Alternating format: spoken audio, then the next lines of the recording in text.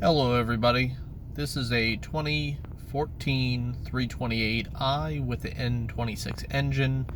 I've been getting an odd sound between 3 and 4,000 RPMs. Sounds kind of like a whining. We're going to do it here from a stop. The car is currently in park. The sound is more noticeable when driving, especially when decelerating. We're going to go ahead and try to replicate the sound now.